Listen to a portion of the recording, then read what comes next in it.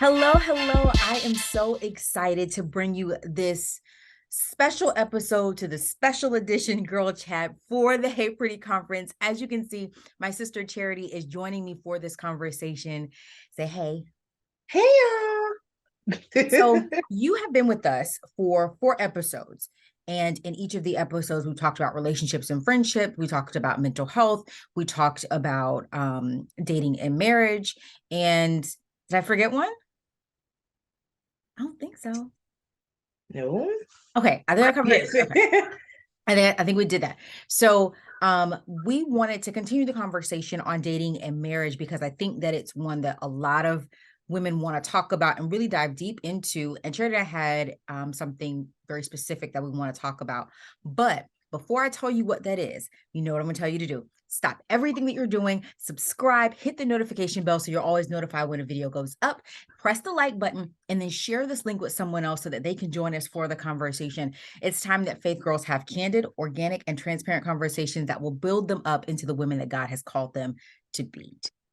That's what we're about to do. So, Charity and I were talking, and one of the things that she brought up was the fact that there's a lot of myths that we get when we're dating that don't carry into marriage. And then there's a lot of things that we think are off limits that may not be the case, or things that we just weren't aware of when we're headed into marriage. And we're talking about godly marriage. Okay. So we've courted, we've dated, all the things, and now here we are, Lord, marry us.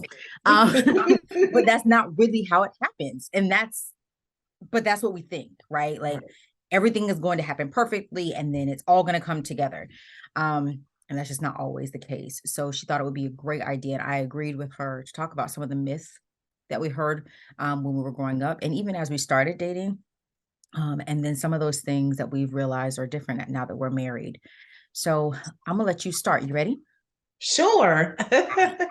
So what came to mind on some off-cam conversation was this idea about the purity culture, right? Our current purity culture says if you are saved, sanctified, filled with the Holy Ghost, and setting yourself apart for marriage, your husband is coming.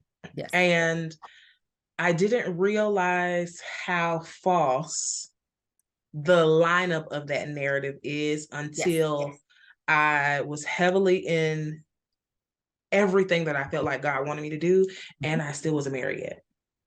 And so fast forward to now being married and a new mom, I've had dialogues with single women like, Lord, I don't know what I'm doing wrong. It always ends up being some type of personal accountability, like, well, what is it that I'm not doing, or not, am I not in the right place, or I'm not, and all of these things. And I think a lot of it has to do with how we were raised, right? So I was raised Holiness Pentecostal, and very much so, okay, like you don't do this. I'm not even gonna get into it. You don't do this, you don't do this, you don't do this. We're not even talking about sex, okay? No. You don't do any of these things. You don't wear your hair a certain way, you don't wear your Girl, lips. we had to wear the jean skirts to our ankles. You definitely have to wear stockings, okay? You can't wear your shoulders out, okay? Definitely was raised in that type of environment, right? Yes. And the premise behind it all was always about your husband, right? You don't do these things because you want to appear a certain way so that a man will want you, or a man will. And obviously, coming into a society that now is more women empowering, you start to realize just how honestly toxic a lot of those cultural narratives are, right? I remember when I asked my mom, and I can have this conversation now because we have a different relationship, my parents and I. But when I first asked her to get a cartilage piercing, right? Oh, yeah. And I was still in my teen years at the time. But oh, Lord, you would have definitely thought, I don't know, at the time I was asking for something crazy. Yep. Uh-oh. Did you pause? Oh, no. Okay, there you are. Okay.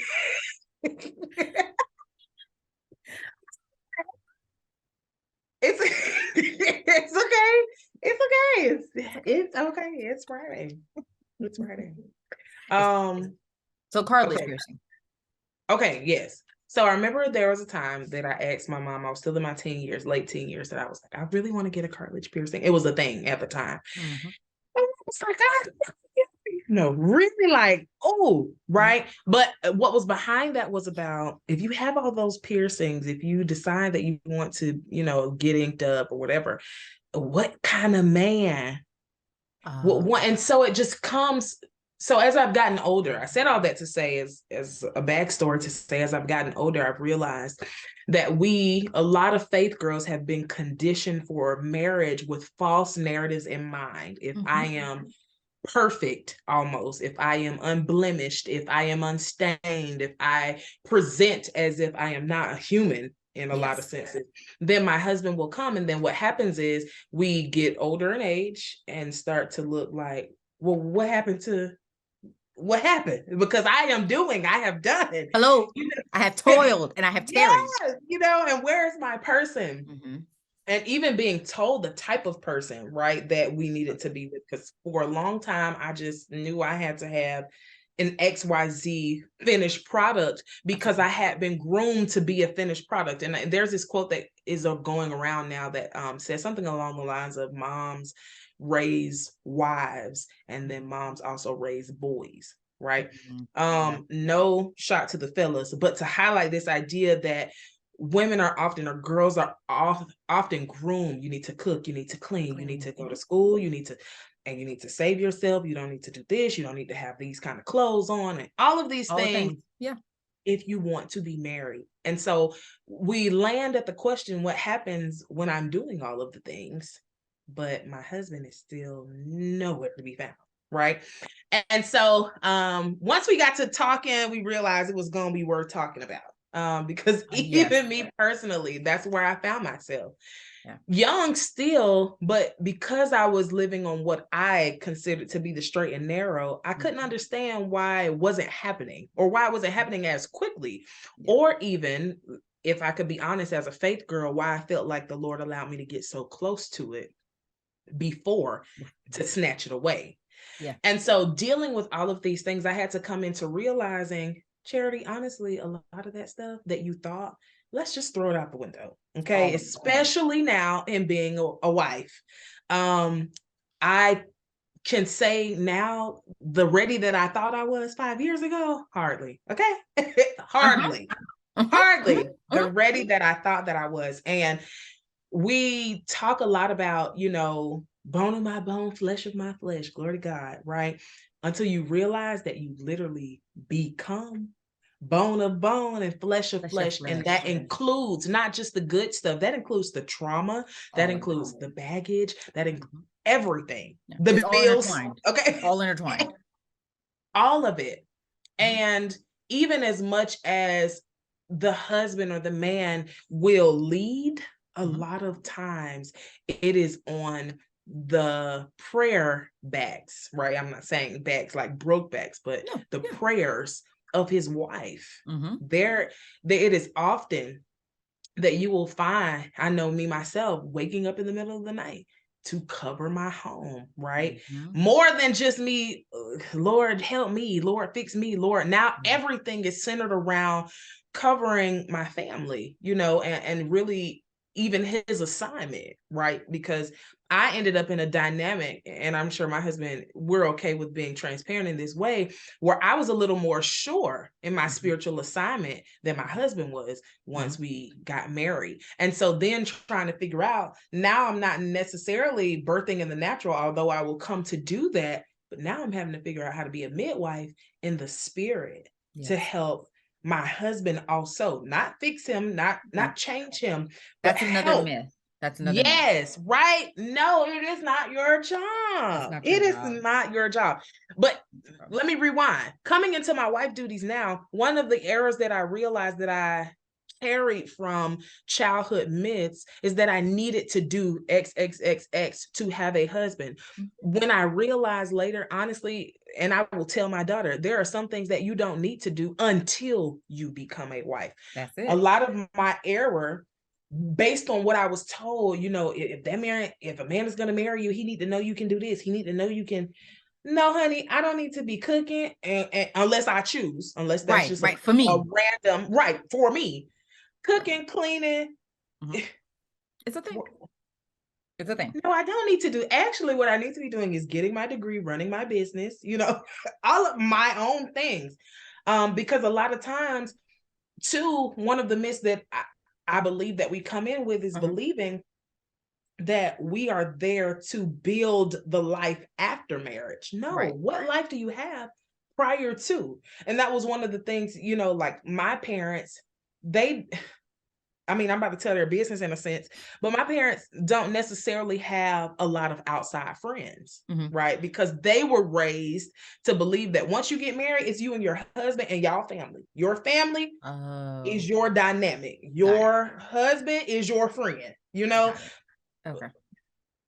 I need me a good phone call with my good girl quite often to keep my sanity, And so just those, you don't build a life until you get married. No, like these are some fundamental things that we are missing as people, and we are missing our God-given assignments, to be very honest, as individuals, when we forsake the plan that God has for us as a person, even before we meet our spouse.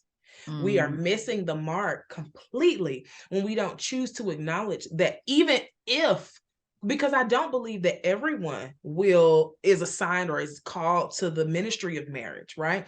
I agree. What are you called to do outside of that? What if your husband never comes? What if your wife never comes? How do you handle life? How do you even handle your relationship with God if the Lord, if you realize maybe your husband won't come until 30, 40, 50, now people are getting later in the game. You see grandma and grandpa, getting married again, later in life.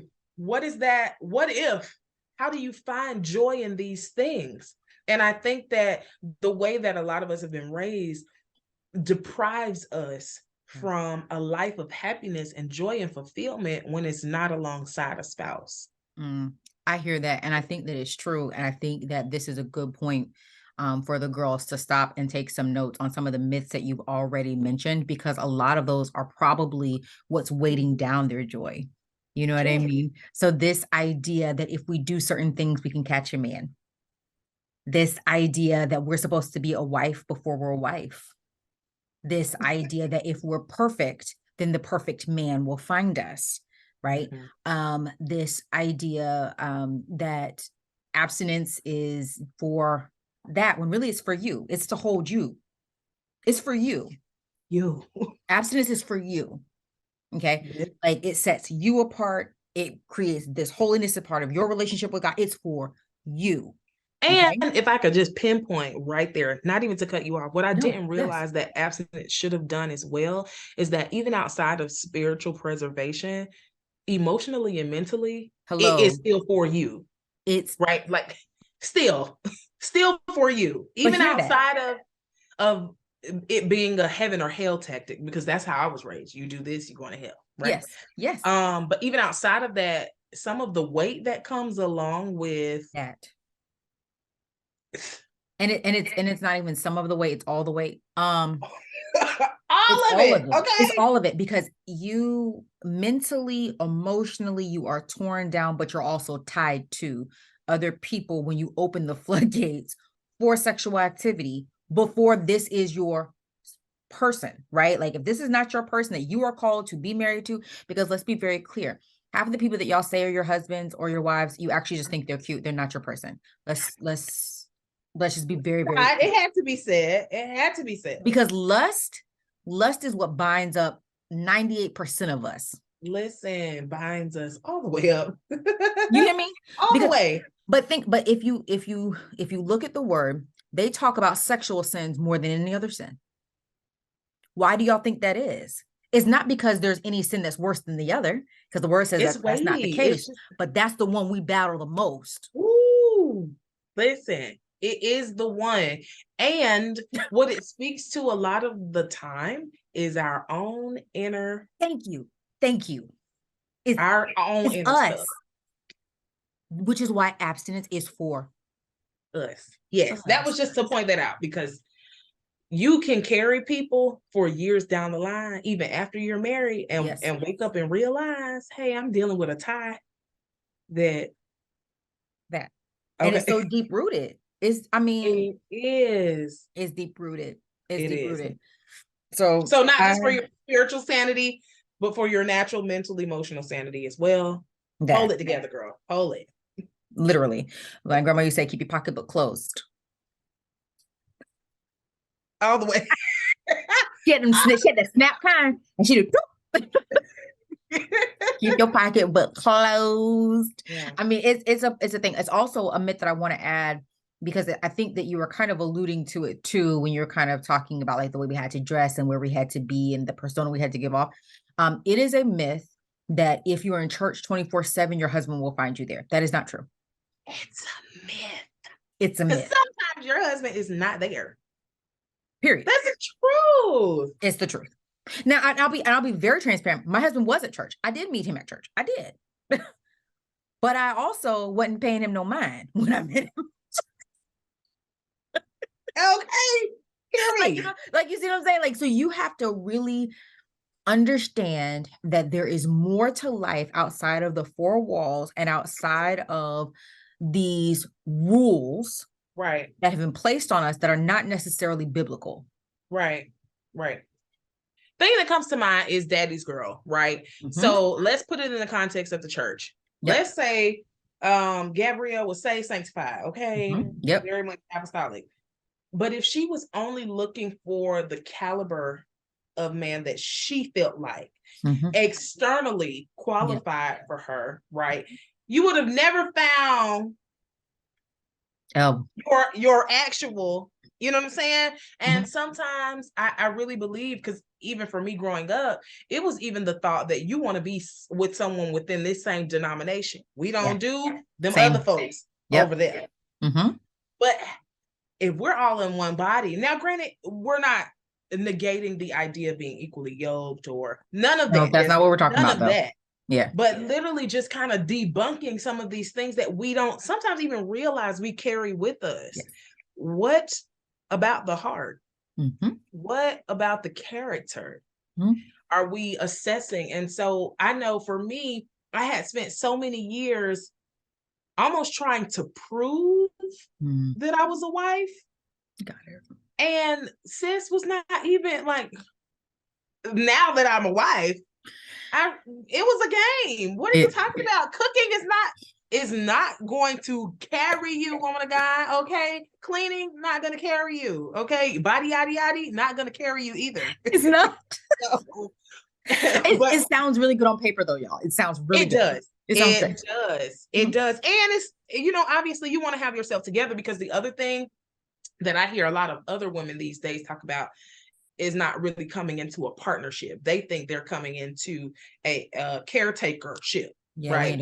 Where a person is just coming in to swoop you off of life and handle everything, and that's not it. Everything is about how you handle life together, what you do together, how you process things together, which is why I wish that I would have, with my children, I will be more intentional about making sure that we know, one, you need to know how to date in front of adults, because a lot of the dating that was happening in the church for me at my age and with my peers was in secret. It was in secret. So we were doing everything wrong. Yes. Everything. Right. Because we didn't want to be condemned. No. So everything that we were doing was in secret, and it was totally out of whack, because if we would have had someone to help us kind of navigate, okay, here's what you kind of do, it would be different. But nonetheless, I grew up with all of these things like this. All right, Lord, it's my turn. All right, Lord, I'm come on, Lord, come on, doing this thing. Ended up getting so caught up, like, oh, he in the ministry. Oh, he got to be it, because they say, because I'm doing this and because he's doing this, that makes us a good fit. And that's not true. And a good fit isn't always God's fit. And we cheat ourselves sometimes, thinking that we need to be perfected, that our person has to be perfected, realizing that what makes us perfect is the one who can be strong in our weaknesses, is the one who perfects us continually, because Who I am today is not necessarily the person I want to be in 10 years. The core of who I am, sure, Of but course. Yeah. I evolve. I want to evolve. I want to grow. The important things about relationships and people, we have to move past some of these things that we think and wonder, what is our assignment together in the earth? Mm-hmm. Right? I don't want to just be picture perfect, right? I have a new picture of my family hanging up on my wall right now. I just got it today. Exciting, but it has to be deeper than that. Yeah. It has to be deeper than the fact that I can finally say, oh, girl, I got me a ring and a house and yes, but now I need to figure out, what are we assigned to do in the earth? And one thing that I had started thinking about, which helps me in my thoughts about relationships, not just with my husband, but even people, is death, right? Hate thinking about it is just not my thing. I don't want to think about it. But one thing that it helps me to do is to realize everything that we have is on borrowed time. Everything. My spouse is not mine for my selfish gloat. My children are not there for me to just, oh, these are mine. And I finally, what are we meant to do? And then, so I said that to say, I can't even discover what I meant to do with my husband if I don't know what the Lord has called me to do. And I spent so much of my time growing up perfecting this role as wife that I wasn't as preacher, teacher, prophet, minister, all of these other roles that the Lord has for me went undone because I was so busy trying to make sure my suits weren't too tight and that people, that you all the things, all the unnecessary things that I neglected to realize, no, when I come together with the person that the Lord has for me, it is for an agenda, a kingdom agenda. Now, sure, I will benefit in the earth, glory be to God. Hello. But there's a kingdom agenda attached. And so if we could get to a place where we're realizing, no, you don't have to have it all together. Yes, you can have dreadlocks. Okay. Yes, you can, be saved and a little sexy. Okay. Yes. You can find your husband outside of the four walls of your church. That's not to say that he can't be churched. Right. But your church. Right. Right. Sure, it is okay. And another thing, that I grew up hearing that I wish I just, is that you could not date. Sister girl, date several. Okay, we're not talking about, because if we're keeping ourselves, we're not talking about attaching ourselves physically. Right, you're not hoeing around. Sorry. I didn't say it, okay? But that's what right? You mean. But getting to know different people. I was always taught as a faith girl, you don't need to have multiple people, don't need to say that they are involved with you. You need to make sure that even your dating count is low. No, ma'am. You need to have options. You need to know what's out there, because how will you truly know what you really want if you have secluded yourself to the ministers, the deacons, the drummers, and their kids, and the keyboardists at your church? That, and then only one of them. One. I think that's important, though. I think that that's a really big thing, because there's a stigma, like you can't date around, you can't talk to multiple people. But the reality is that you don't know yourself fully. You don't. Charity made a really good point. Like, who we are today is not necessarily who we're going to be in 10 years. Absolutely. And that's the case our entire lives. We're evolving daily. And so sometimes we see higher things, like higher elevations, and sometimes we don't even notice the changes in ourselves.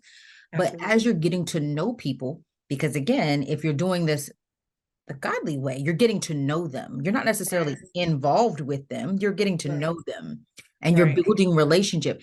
And what's really important is you're not just building relationship with them, you're building relationship with yourself. It's a mirror walk for the rest of your life. And that's the thing that I think makes a difference, because I was with Charity. Like I was dating in secret, because I was like, I can't have a boyfriend till I'm out of high school. That was the rules in my house. And I don't know how that was ever going to work. Like, what's really good here, sir? But I mean, it's a thing, but you have to really begin to ask yourself, one, Are there things that you've been told that are more hindrances than they are help to you? And are there things that are good for you because they create natural boundaries that you should have? Because each of us are different. Yes, And so some of absolutely. us do need certain regulations in place because we need those boundaries, right? But you need to make sure that you're doing that with God, not with Right. people. Right. And the right people, right? That's why we say there's safety in the multitude of counsel. You want people in your, I shared in one of the podcasts, like there was a time that I was getting ready to make a major life move and I happened to sit down with Pet and she was like, hey, you want people that will help you do that in relationship too. Because thankfully, with the person that I thought I wanted to be my husband, there were people to sound the alarm to be like, okay, listen, I know you in love, so you think, but let's pray about this a little more. Let's just really seek the Lord about this a little more, right? And as a faith girl, that's your advantage, to be able to have other people interceding on your behalf, to have other people who are literally petitioning heaven for your requests. You want people to, I remember Pet's first date, right? When she got home, we talked. And I remember saying, yeah, but remember we had said we saw your husband in a dream. Does he look like that? Or does he, just having those people that will keep you grounded, even in your process of kind of coming to know and getting to know and coming to, I think is important. And like Pat said, you want to know yourself, right? I was definitely the person that needed people to say, do not tie down and you're not tied down. I was in relationships without formal relationships, right? Yeah. But then you do have some people that are on the completely opposite spectrum that will literally, you give them an inch, they're going to take the 5 miles. You got to know yourself and be surrounded by good, godly friends that will help you to be able to navigate those spaces, which leads me to even thinking about this myth that I told you my parents were raised kind of to believe that they were their sense of community. Yeah. Listen, I thank God that we have people that we can lean on when times are tough, that we can ask for prayer when we need it, because another myth, you are not meant to be Bonnie and Clyde for the Lord with your spouse. Okay. It's weird. It is so, and you know what? I always say, if people really knew the story of Bonnie and Clyde, like how it actually ended, I don't think that that's what they would want to ascribe to anyway. But, you're gonna want it. Let's forget about the fact that you need it. Yes. You're gonna want to have community. Good godly. Now, I do believe, I used to hear this, that when you get married, you need married friends. Absolutely. Yeah. I know that's not a myth. Right. That's not a myth. That's now, not a that myth. isn't talking about forsaking your single friends. No. But it is to say that you do want other wives for wives, other husbands for husbands, to be able to say, no, I understand. Yeah. Here's how I navigated this. Maybe this can help you. I think you also want safe ones though too, sis. You want safe ones. Safe, because leading to my next point, we ended up having people like, oh, y'all married, we gonna be cool. And then having married people envy your marriage. Yes. There you go. It's a thing. Yes. It's a real thing. Yes. And 1,000%. So you want the right people, but just again, you aren't building a life to seclude for this dream, but rather allowing this dream to be placed inside of your reality and become your life. It can be a beautiful thing. Marriage is a beautiful thing. I love my husband, but one of the things that I love the most about our space is that we understand that we are both individuals. There are things that we love to do that the other does not, right? My husband is from the country, okay? And he gets a thing off of like, oh, you want to go hunting? Oh, you want to go? I'm not going, okay? No. Be blessed though. Be blessed. I'm not going. But I can appreciate that is something that you can enjoy as an individual. The same with him and I in ministry. We have a ministry assignment, but he knows when I go into that prayer room, don't bother me. Okay. Yeah. Real talk. It's for me. This is my time. And there are times where I will come out and he will be like, you all right? Because but that is just my thing, whereas he might go shed in the, in the garage or whatever. as he plays the drums and come back face wet, and he done went in worship very differently. I might be speaking in another language in the room, right? Yeah, but that is the thing. We can appreciate these things that we know they come together and they work for an assignment. But I didn't realize until I was married, like, no, you can still be a person. Yeah, you can. And it's unfortunate because a lot of people, I believe, get lost in the role, right? They become only a wife, only, even as a mom, right? Struggling as a wife. Mom is a thing. Like, I have mommed several children, and this mommying that I have going on right now is very different. Very, very different. But having someone that doesn't want me to be lost in the role, like, hey, go out, dude. Where your friends at? Go hang out, go have a good time, have some time for yourself. It's going to be important. And so I am glad to be at a place where I can chew the meat and spit out the bones. A lot of these myths that we come into, they were only trying to give us the good that they got, right? We understand that. But now getting older and able to break some of those things down, realizing, okay, this actually won't work for my life. This will, let me figure out how I can tweak it with the leading of the Holy Spirit. Yes. To be able to work with me. So like one of the things that I knew that I adopted in college after being told is, hey, I don't necessarily want to date at night. Just as an example. I didn't know that though, because you come up thinking, okay, a man wants to take you on a date. You need to get dressed up. Y'all gonna go to a nice restaurant. And I got to a point where I said, baby, let's do brunch. Like, meet me in the morning for breakfast. Let me see how I like you when I'm not influenced by the time. Okay. Because night season has a mighty stronghold. Okay. It's real. No, seriously, but just coming to find different things where I would be in prayer, like, okay, Lord, I don't want to put myself in a certain predicament. How can I help that? And just realizing, okay, no, you don't have to be a person's wife after 2 weeks. Okay. But here's what you can do. Why don't you do the earliest movie? You want to go to the movies? Great. 11 a.m. Not all the time, right? Yeah. But for me, I had to realize there were certain things I just needed to tweak about what I learned about dating so that I could date healthier. Yeah. And really come to see people without scales on my eyes, without muffles over my ears, but to really hear and see people for who and what they really are outside of this natural thing called flesh. Absolutely. And without the influence of a lot of the myths that I had grown up to understand. I love that. I think it's also like, one, that's a really good one because all of us have a boundary that we need to have in place. Like for me, if Robert and I had a late date, I had someone that was calling. So I had a curfew with my friends. Like, hey, if you don't hear from me by such and such time, I need you to call me and make sure that I'm going home. Like, look out for me. And that was a thing. I love that. Yeah, like it was a whole thing because as you all know, or if you don't know, Robbie and I didn't live in the same city the entire time that we were dating. So he would only be there on the weekends, and sometimes he would come in and late afternoon. So we would have to go out at evening, but I did not want to be in any type of situation. And honestly, I didn't want to put him in any type of situation because I think that as you get older and like Tracy said, you begin to realize like, actually, I don't want to do that. Like it seemed cool. And the reason it seems cool is because we were kept from doing it. Right. Not because it's actually a thing. That's the thing about us children, right? We want to do what we're told we cannot do. That's it. I think it's also really important to, when you're thinking about some of these myths that we're talking about, is sometimes the person that you thought you would be with or that people said were the perfect fit for you absolutely has nothing to do with who God has destined for your purpose.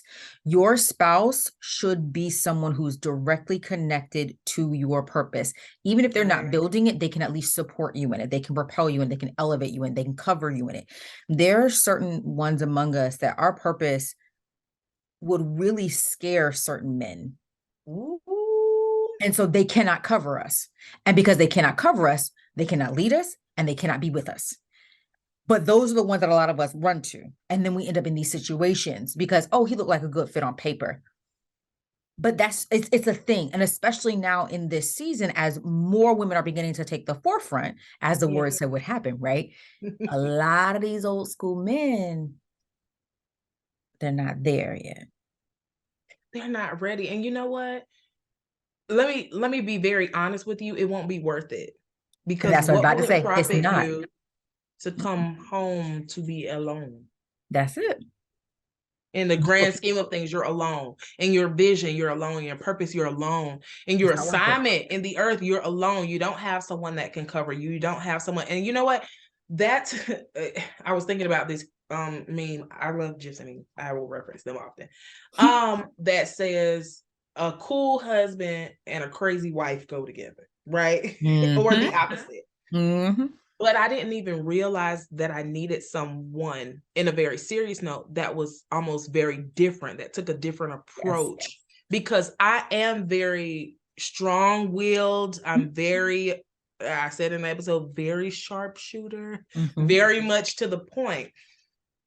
The people that I dated, we probably would have been mountain crashed into a lot of things and with a lot of opportunities, because they didn't come with a different level of gentleness that my husband does. But I didn't even know I needed that. We're talking about covering and leading, and I'm usually ready to flip real quick. But having someone to say, let's be slow to speak, and let's be quicker to listen. Let's be someone that can handle, like you said earlier, your assignment, right? So my husband is he had a harder time coming into the call of the pulpit, right? So we're working through that, but was very aware that, like, I come with a different level of boldness. I have been aware of my spiritual call for so long that it does not scare me anymore, in a general sense, right? I'll be telling the Lord I can usher any day, and the Lord be like, okay, yeah, but but you know, there's a level of boldness that comes. But one of the things that I fell in love with, which I didn't know I needed, because I grew up in a time and with an upbringing that just enforced the strong man mentality. You don't need to cry, you need to work. He don't need to be doing all that shouting and praising. That's for the women to do in church. That something clicked when I seen the man of God on his knees crying out to the Lord. Like, no, there is actually something very attractive and beneficial in the married space about a man who can be vulnerable, but who can be weak in a sense, you know, especially before God. But not knowing myself, I had embodied both. You know, I need to be the woman, but I also need to be the strong one, just in case. No, you need to understand your purpose and your assignment enough and your role enough to know what's yours is yours, and then what to put down because it belongs to someone else. It belongs to your partner, even if it looks different. It won't always look like you outside fixing. I appreciate the fact that you can fix the tire. Hello. What you gonna do and you know, a very candid example is postpartum for me. I struggled with postpartum very heavily when my daughter was first born. It was very different for me to feel so vulnerable, because I'm kind of more like, okay, this is what I feel, I'm over it. Very different for someone I need it for someone not to be like, girl, get up, you know, but for someone to say, hey, okay, how can I help today? What can I do today? And just that different side that, you know, I remember calling my dad once, and I think I was in tears on the phone. He was like, why are you crying? You know, and just, but if I had ascribed to this idea that my man's man, right? Manly man could not be tender, could not be just all of these things that I grew up.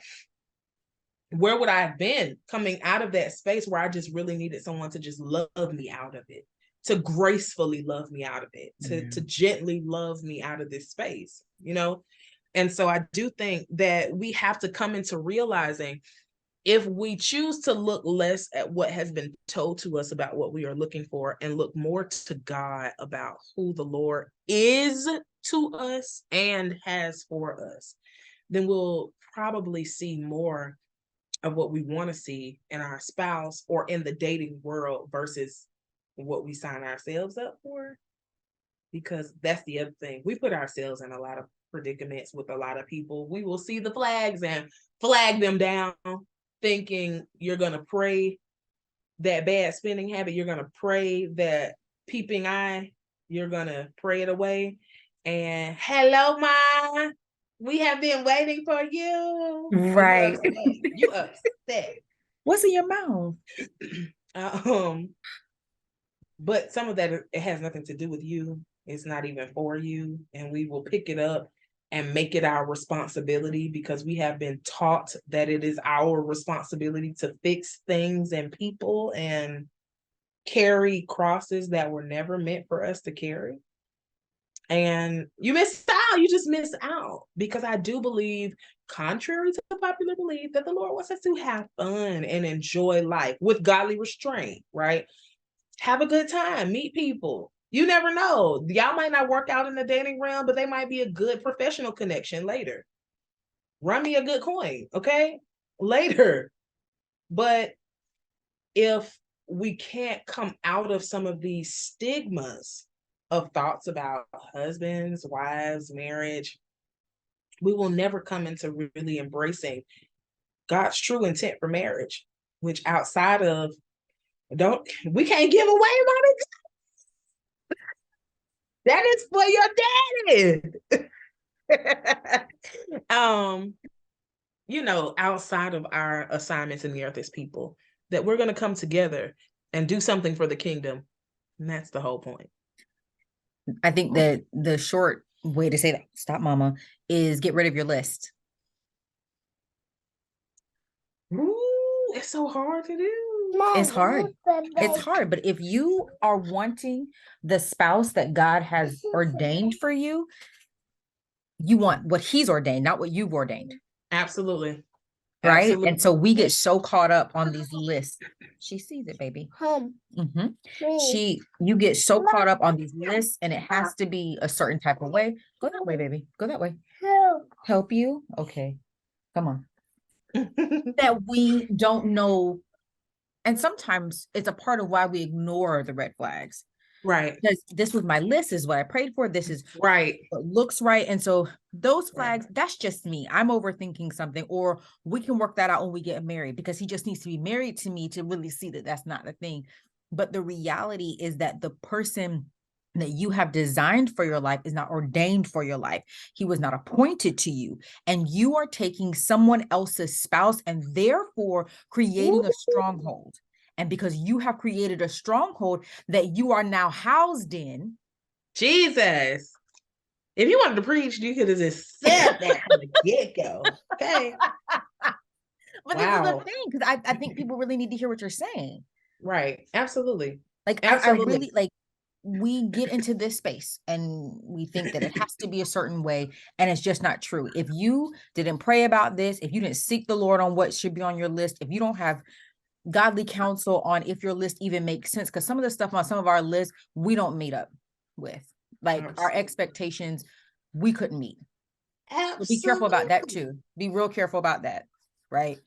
Because I do not believe, and my parents raised me like, you need to have your own stuff. Like, you're not going to be marrying somebody and thinking you're going to live off them. You need to have your own thing, so if something happens, you are okay, right? But a lot of women don't see that, especially not right now in this soft life culture. Like, he's going to have, all the money or whatever. But I think that there's so much that people don't realize, that your list really creates this stronghold, but also creates an avenue for the enemy to turn you from your relationship with God, because you begin to believe that he failed you when really you failed yourself. That is so good. That is so good. I'm about to hop out my seat. And we will carry that disappointment into our faith, right? Because now, is God really going to do what God said? God is going to do. God, you brought me this far. And that's why I shared before, when I thought that I had gotten so close, I had a moment where I was like, God, really? Like, I know you're playing with me, because I've been tithing, I've been holding out, and the Lord was like, first of all, who told you to go over there? Who told you to go over there? And I think it's a real conversation that a lot of faith girls need to have with ourselves who sent us and who sent them, right? Because Pastor Juanita Washington, she says this all the time, the devil will wait for you. You will get good and comfortable thinking, oh, it's nothing going on with that. You know, this is a thing. Oh, maybe whatever. Like, right? The Lord say no, and you'll still entertain it. He can't be my man, but I'm still going to talk to him at night, right? The enemy will wait for you. And then we get upset, right? And I know sometimes, because I really believe that the Lord be talking to us like we be talking sometimes. There's just my own ebonics, right? Who do you think you are? I didn't even do that. You did that, you know? And so I think ownership is a thing too, right? For our past stuff, right? Our past relationships. I know for a fact there were just some people that I had no business. Some places I had no business. Some things I had no business. Part of the thrill of being told no and that I wasn't supposed to, obviously, curiosity killed the cat, literally. But the other part of that had to do with not being honest enough about my own insecurities, right? Because now that doesn't just speak to me choosing you or allowing you to choose me, also speaks to me about me. How do I really feel about myself if I allow someone that I know doesn't measure up, that I know can't cover me, that I know is not potential for me, real potential? What does that say about me? What does that say about my self-esteem? What does that say about the God that I say that I believe is sending me everything that I need, and then I settle for less than what I deserve? What does it say about me? And so I think a lot of faith girls too, before you get fixed on being found, because that's the error in itself. Finding my husband. I need to find my husband. No, boo-boo. Your husband needs to find you, right? But even outside of that, having the conversation with myself. Am I healthy? Am I whole? Am I satisfied as a person? Because let me help you, sister girl.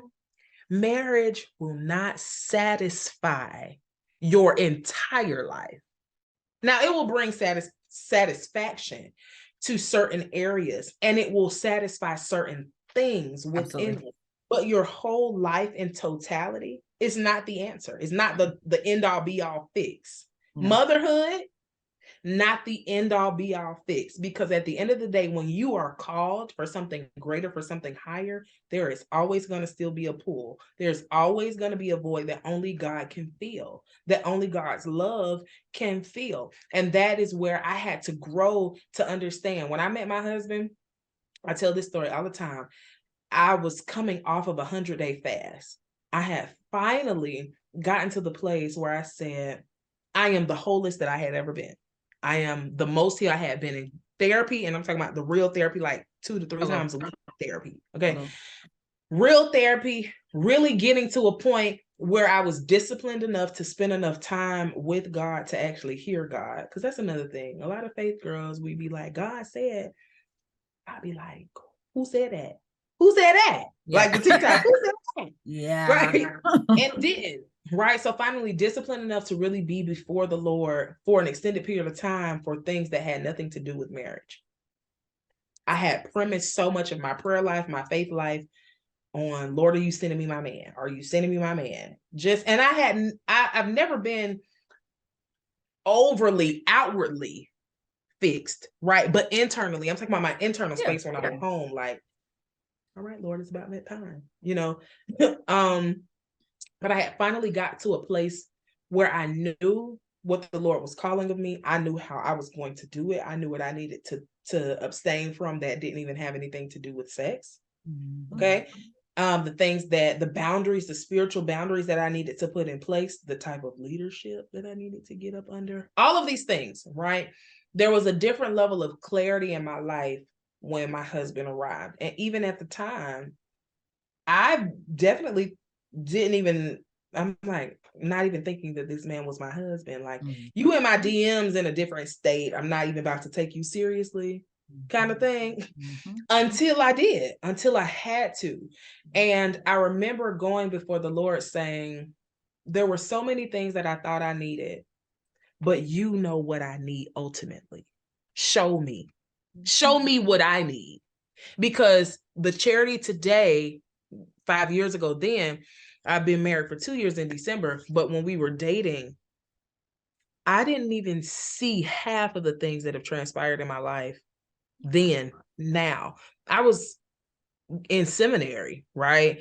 In a different denomination, in a whole different state, and now in a whole different career field, in a, just things I would have never seen coming, the Lord did. And so just getting to the place where I could stop being like, Lord, Lord, show me what I need. Show me what the person you have for me looks like. What do I need to be looking for? Lord, fill me, the empty places in me. So I'm not looking for this earthly man to fill spaces that only you can fill. Having those kind of conversations, the real ones, where it's not about, Lord, make me a wife, oh God. Lord, what do you want me to be doing right now with my own life? In the meantime, right? Everybody wants the Ruth and Boaz story, but are you working that? Are your hands to the plow, literally, spiritually, figuratively, so that the Lord can let the light shine on you while you're doing what you're supposed to be doing? I think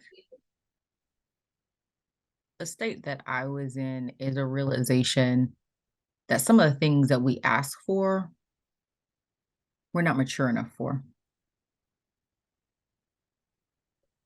We're not. Listen. Like, you talk about your fast, you talk about the realization of shifting your perspective and how God was really aligning you in multiple areas of your life, but that's maturity. That's what that is. And when I thought years ago I would have been in a world of trouble. In a world of trouble. Exactly. So a lot of faith girls that are praying for a husband, a family, all that other stuff, a lot of it revolves around the wedding day, the good pictures, and being able to move from the single table to the married table. But that actually has nothing to do with it. And so the door is closed in that area because you're not mature enough to handle the responsibility that you're asking for. Because while we may not be the covering or the leader, that's fine. We may not be that, but we are a guard. Woo, very much so. Right? We are that. We are the wisdom. Okay. Absolutely. There's a different level of wisdom that God gives to us. Yeah. And then we are also the birthers. And so what we have to work with on ourselves, it matters because we're going to be birthing not only their children, but birthing things into our home. Right? Absolutely. Right. So that means that we're also a conduit, which means other spirits can come through us. And if you are not spiritually mature, you cannot battle the spirits that are coming for you or for him. And they're coming, trust. And they're going to come. So it has to be a level of maturity that you have both spiritually, mentally, emotionally, financially, all of that has to take place before you can have a fruitful marriage. And a lot of people have jumped into marriages before they have gotten to that level of maturity that's required of them. And then it becomes, God, how did you get me into this? Lord, when I asked you for a husband, I said I wanted XXX. That's right. That's what you said. One, you didn't listen to what I said you needed. You told me what you wanted, but you didn't listen to what I said you needed. One, you also didn't want to go through the process of maturity. That's two, right? And then you thought that you could bless somebody else with something I never intended for them. My God. Because that's what happens. We think that, oh, I'm so great. He'll be great. Everything will come together. It's fine. But that blessing wasn't intended for him. Was it? And do you know what that means? That if it wasn't intended for him, then it's no longer a blessing for him. Ooh.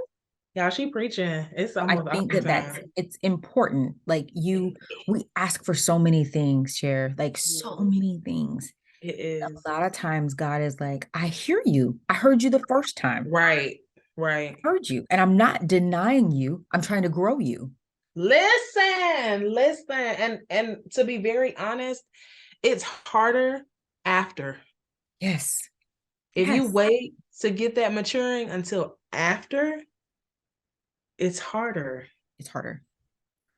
It's harder. Because now you have to do it with someone else's growth process too. Two.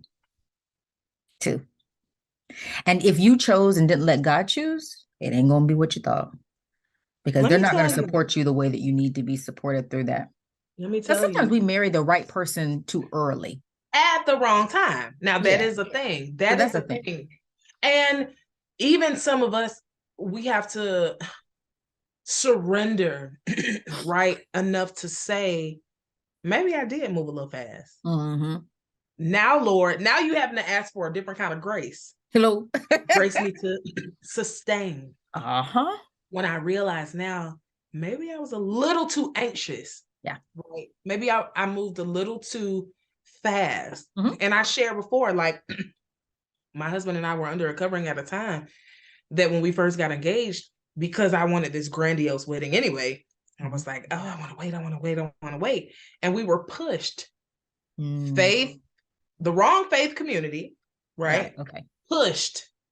Now, granted, the Lord has covered and graced us thereafter, but there is a lot that we realize this is probably why there needed to be some time in between even wedding and engagement, because I didn't know that, or I needed to fix that, or I needed to work on that. I remember coming into realizing that I had some unresolved, not like in love with, I was upset with someone from my past. This is before I'm about to, why am I still dealing with that and I'm about to be married? Yeah. I didn't even know I was dealing with that until Holy Spirit revealed it. But now I don't have the time for Holy Spirit to uproot it and really deal with it, because I have pushed myself or allowed myself to be pushed into a space sooner than when the Lord might have predestined, you know? And so again, there is a pastor here in Georgia who says, you want to save your prayers for the things that you really need, because some things only require your common sense. Right timing is important. The right conversations is important. You really wouldn't have to be tarrying before the Lord about some things if you chose to do it the right way and just go through the process from the beginning. From the beginning. That's just the God honest truth.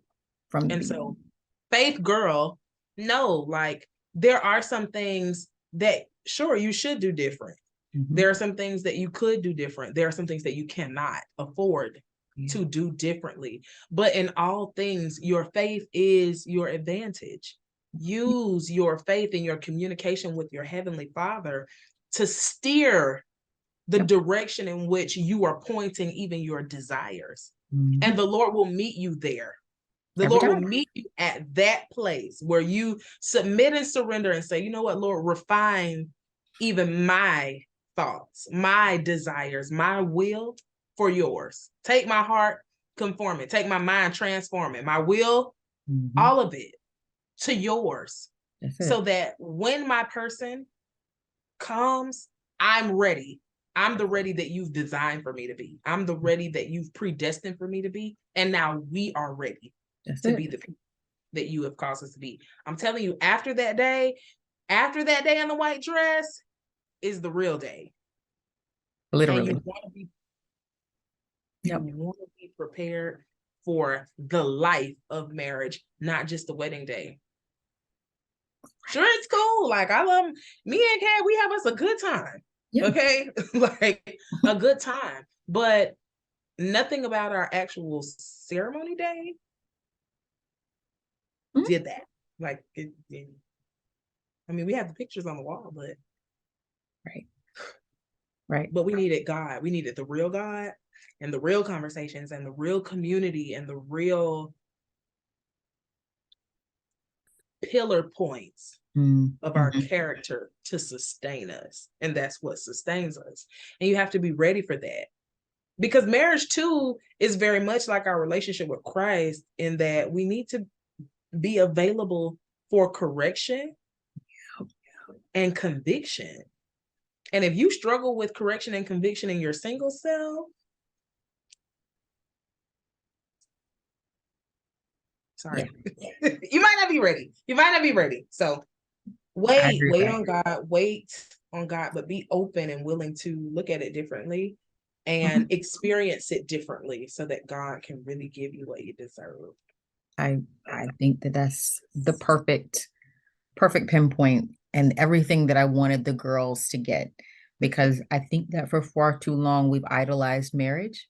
And marriage is the most amazing thing. And Charity and I are not in any way downing marriage or saying don't look forward to that. Actually, the opposite.